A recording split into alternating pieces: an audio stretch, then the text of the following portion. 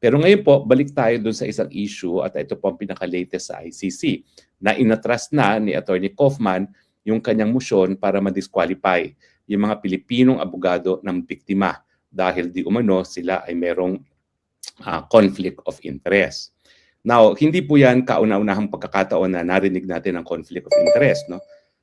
Kung maalala ninyo, bagamat itong prosecutor na tumutod din sa aking pagiging parte, kabahagi ng Defense Counsel ay nag-leave dahil siya ay iniimbestigahan dahil may reklamo na siya ay manyakis, na-disqualify din siya na hukuman.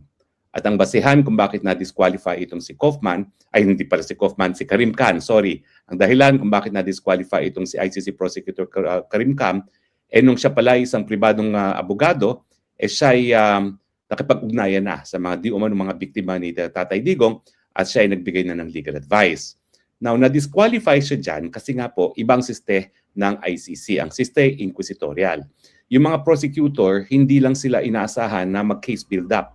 Hindi lang sila inaasahan na kumalap ng mga ebidensya laban sa akusado. Inaasahan din sila na kapag meron silang ebidensya na nakita na magpapatunay na walang pagkakasala ang isang akusado, yan ay ilalabas na nila, di ko konsidera nila.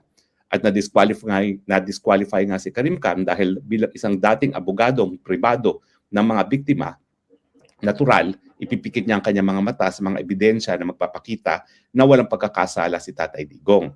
Bagamat yung desisyon na disqualification ay parang wala masyadong ibig sabihin dahil naka-on leave na nga itong si Karim Khan, at least yung desisyon na yon ay kauna-unahan at kaisa-isang motion na pinaboran ng hukuman na hinain ng abogado ni Tatay Digong. Wala na pong ibang motion na pinabura ng ICC sa kadami-dami mga motion na final nila doon sa lack of jurisdiction, doon sa interim release, kaisa-isahan lang po yung pinaburan nila.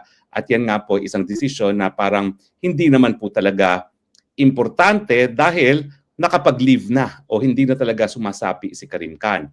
Yung desisyon na disqualify si Karim Khan dahil siya ay naging pribadong abogado ng mga biktima, magagamit lang po yan kung maibabalik na sa trabaho itong si Karim Khan at wala namang indikasyon na mariresolba kaagad yung reklamo sa kanya sa pagiging manyakis sa lalong mabilis na panahon. Pero bakit pati ang mga abogado ng biktima in-attempt, sinubukan na ma-disqualify ng mga abogado ni Tatay Digong? Well, sa totoo lang po, hindi ko alam kung anong dahilan kasi hindi naman na-publish kung ano talaga yung dahilan nila na pinadisqualify nila. Bagamat itong motion nila to disqualify itong mga Pilipinong abogado, mga tanging Pilipino na nakakasapi dito sa proceedings ngayon, ay hindi naman na-publish yan. At ang desisyon naman ng hukuman nung pinablish lamang ay sinabi walang basihan at wala silang nakikita na conflict of interest doon sa pagtatalaga sa mga Pilipinong abogado bilang abogado ng biktima. Pero ang tanong, ano ba ang mga dahilan para ma-disqualify ang mga abogado ng biktima? Sa totoo lang po, nung ako'y nagsisimula sa ICC, hindi ko na maakalain na talagang magkakaroon ng participation ng abogado ng biktima. At least yung mga pribadong abogado ng biktima dahil alam kong meron namang permanenteng abogado mga biktima sa ICC. So akala ko sila lang. So nung ako po ay naging kauna-unahang Pilipino at Asyano na nakapasok dyan sa list council ng ICC, hindi ko maakalain na magkakaroon ng ganyang partisipasyon ng mga abogado ng biktima. So nakita natin ngayon na at least 2 Pilipinong abogado ang nakapagsalita na. Sila ay makasaysayan dahil sila yung kauna-unahang mga Pilipino nagsalita. Pero siyempre yan ay abogado ng biktima at tayo naman po ang sinusuportahan natin ay kung talagang merong reklamo mga biktima, hindi natin sinasabi na wala silang hindi sila naging biktima ng krimen, dapat lang sa Pilipinas sila magdemanda kasi tayo isang malayang bansa, independyente at merong gumaganang hukuman. Yun lang po sinasabi natin. Hindi natin sinasabi na sigurado tayong walang krimen na sila ay naging biktima, kaya lang dapat Pilipino ang magdesisyon ng mga kaso na yan.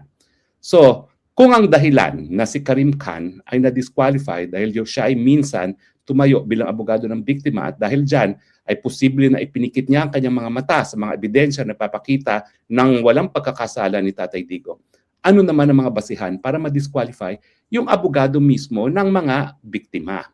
Well, unahin po natin na ang ICC ay nagkakaiba rin sa ating lokal na hukuman kasi itong abogado ng biktima ay isang inobasyon. Bago po yan. Kinikilala natin na mga biktima ay merong karapatan dahil sa ating batas, no? Ang krimen, ang nagrereklamo ay people of the Philippines. Pati po sa ICC, ang nagrereklamo ay yung prosecutor, no? Na tumatayo bilang prosecutor sa ngalan ng buong daigdig dahil ang mga krimen naman na linilitis ng ICC ay mga crimes against humanity, no? Krimen laban sa buong katauhan. So, innovation itong abogado para sa biktima dahil sa kauna-unang pagkakataon, kinikilala na mga biktima may karapatan. Ang karapatan ng mga biktima, ang pangunahing karapatan ay sa reparation. Ang reparasyon, hindi lang pagbabayad ng compensation, bagamat yan po ay kabahagi ng reparation. Ang reparation ay kinakailangan ibalik yung estado bago sila naging biktima ng paglabag ng kanilang karapatan. No? At kung kinakailangan ng psychosocial counseling, kinakailangan bigyan po sila. Kung kinakailangan ng kompensasyon, pera para mabura yung mga epekto ng mga maling nagawa sa kanila, kinakailangan bigyan sila. At saka ang pagkakaiba pa dyan sa ICC, yung pagbibigay ng reparasyon, kung may mahahanap na ari-arian sa akusado, dapat manggaling doon. Pero kung wala, ang korte mismo magbibigay ng reparasyon. No? Dahil hindi naman obligasyon lamang ng biktima magbigay ng reparasyon sa mga tao na nalabagang karapatan. Kung hindi sa ICC, yan ay obligasyon ng buong daigdig. Kaya meron silang tinatawag na Victims Compensation Fund. No? So, ano naman ang dahilan para ma-disqualify isang abogado ng biktima? Kasi sila naman, abogado sila ng biktima, so hindi dapat na punto laban sa kanila na nung minsan ay sila ay naging abogado na ng mga biktima. Well, meron pong talagang mga batayan para sila ay ma-disqualify. Ang unang-unang po talaga ay yung tinatawag talagang conflict of interest. Kailan magkakaroon ng conflict of interest ang mga abogado sa biktima? Well, kung marami pong mga biktima at tali-taliwas yung mga posisyon ng mga biktima.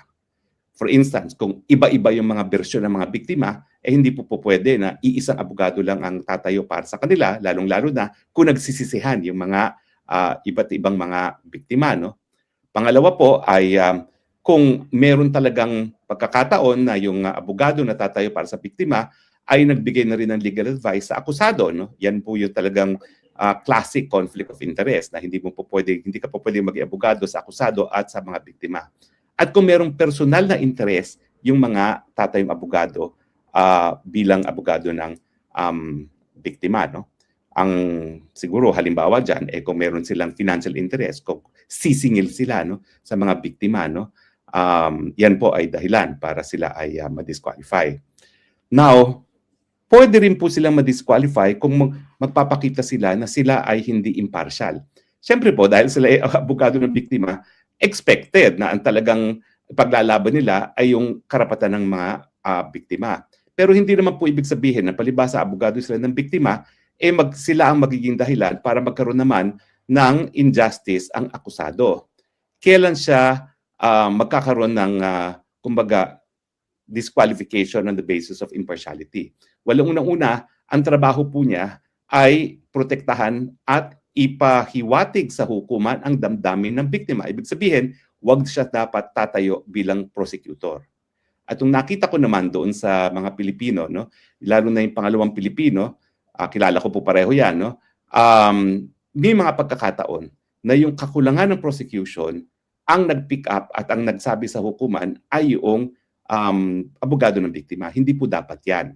Kasi hindi po dapat de facto prosecutor ang mga abogado ng biktima. Dapat dun lang talaga sila sa saloobin at interest ng biktima.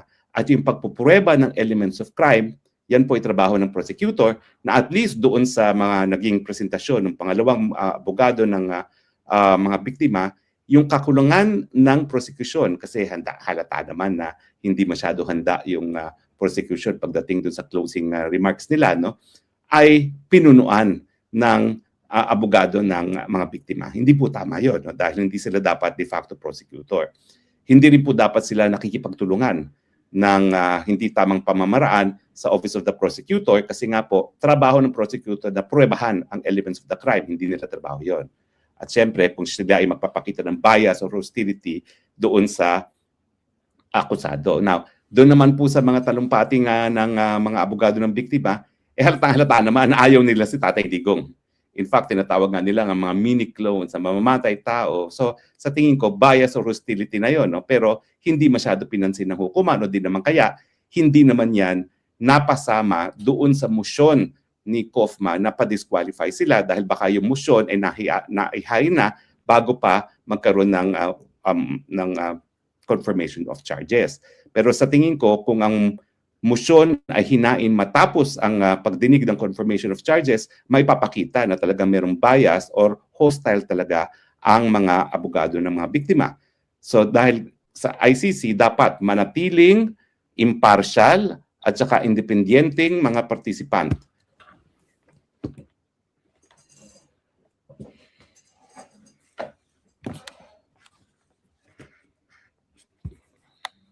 Maging independent participant ang mga sandali lang po ha, nawala ako ata. Hindi naman nawala, hindi nawala ako, hindi dumilim ako. Paano kaya yan? Dumilim ako. Hindi ko maintindihan kung ano nangyari. Lalagyan ko na lang ng ilaw pero baka hindi niyo rin ako nakikita. So anyway, yun po yung tapos syempre kinakailangan ay wag sila gagawa ng kahit anong kasinungalingan sa hukuman, hindi nila i-breach yung confidentiality at saka yung mga public statements nila ay dapat hindi prejudicial kahit kanino.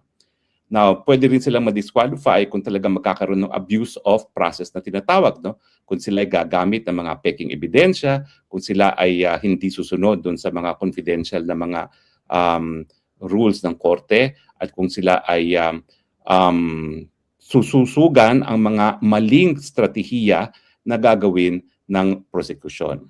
Well, anyway, ang dahilan po siguro kaya inatras na ni Kaufman yung kanyang motion ay dahil unang-una nga, no, kaisa-isahan pa lang motion ang napagbigyan ng hukuman at yun nga po yung disqualification ni Karim Khan na naging desisyon matapos na naka-leave na si Karim Khan. No? Siguro inatras na rin yan dahil mas importante na tutukan na yung merito ng kaso dahil kung magtutuloy sa trial proper ay kinakailangan talagang paghandaan yung kaso mismo.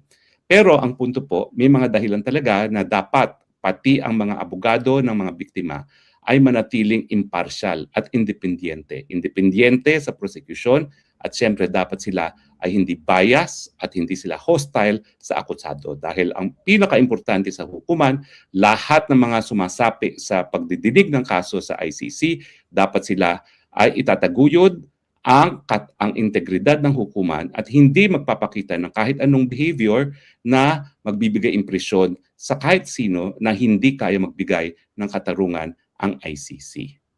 So maraming salamat po sa inyong patuloy na pagtangkilik. Hindi ko po alam kung nakikita nyo ako dahil bigla tayong dumilim, pero talaga pong kukonsulta ako sa technical natin dahil sunod-sunod na itong mga technical failures, baka kinakailangan ko na ng bagong computer. No? So hanggang sa muli nating pagkikita, ito po inyong Spokes ng Bayan nagsasabi, I love you, Philippines. You're the only country that I have. You're the only country that I love. God bless the Philippines. Bye.